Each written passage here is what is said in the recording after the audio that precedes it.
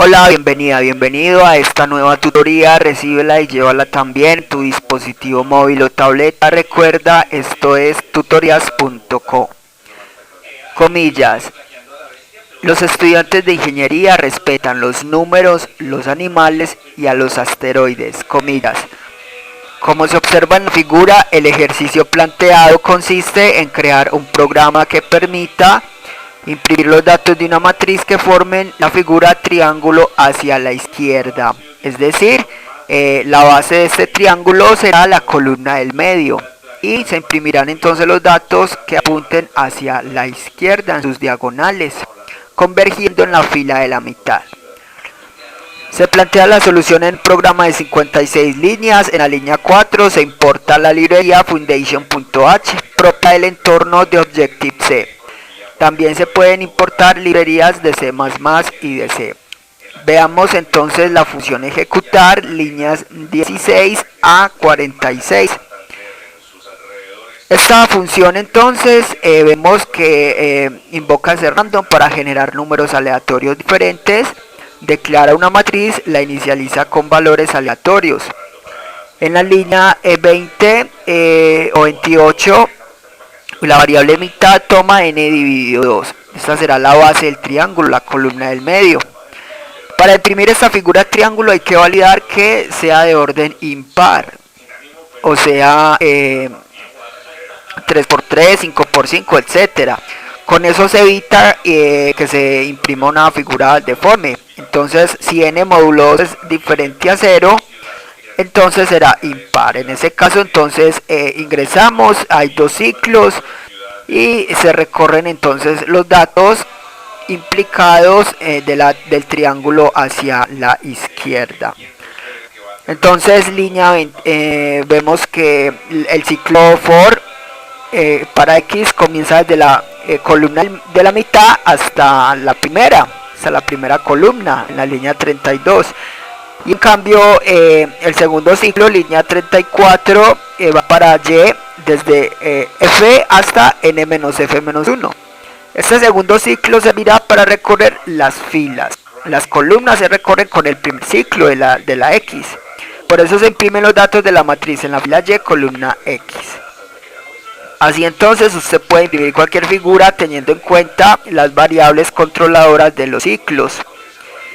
Le invitamos a visitar la tutoría figura triángulo hacia la izquierda en Turbo C. Allí se explica más detalladamente el uso de ciclos, de arrays y sentencias de salida. Aquí vemos un programa orientado a objetos. Recuerde que la programación orientada a objetos es un paradigma de programación que permite solucionar problemas usando clases. Las clases se componen de atributos y comportamientos. Cualquier problema puede representar una clase. Por ejemplo, para registrar estudiantes se puede crear una clase estudiante con los atributos de nombre, edad, etc. Y los comportamientos de asignar nota, registrar materia, calcular nota, etc. Y luego se crearían objetos de esa clase estudiante. Cada objeto será un estudiante. Son objetos diferentes entre sí, pero reutilizan la misma clase. Entonces, para programar orientado a objetos en Objective-C se usan dos bloques de código principal que son la interfaz y la implementación. En la interfaz se define la estructura de un objeto, es decir, se declaran los atributos y comportamientos, y en la implementación se programa cada función declarada en la interfaz. La interfaz la vemos entre las líneas 6 a 8, entre las directivas @interface@end. Aquí damos nombre a la clase como figura triángulo hacia la izquierda. Dos puntos, hacemos referencia a la clase principal NSObject. Y aquí entonces se declaran las variables de instancia o atributos de la clase. Vemos que declaramos n, mitad, f, x y y, variables que se usan en la función ejecutar. O sea que las variables de instancia son variables globales que pueden ser accedidas desde cualquier método de la implementación. Vamos ahora a declarar las funciones de esta clase en la línea 7. Para declarar una función, primero se indica el nivel de la función con guión, luego el tipo de retorno, void para retornos vacíos, luego el nombre de la función, en este caso ejecutar, y por último los parámetros que recibe. Entonces esta función no recibe ningún parámetro, Vamos ahora a ver la implementación, líneas 10 a 46. En la implementación vemos el método constructor init. Líneas 11 a 15. Este constructor se encarga de inicializar las variables de instancia. En este caso solo la variable f, que funciona como contador.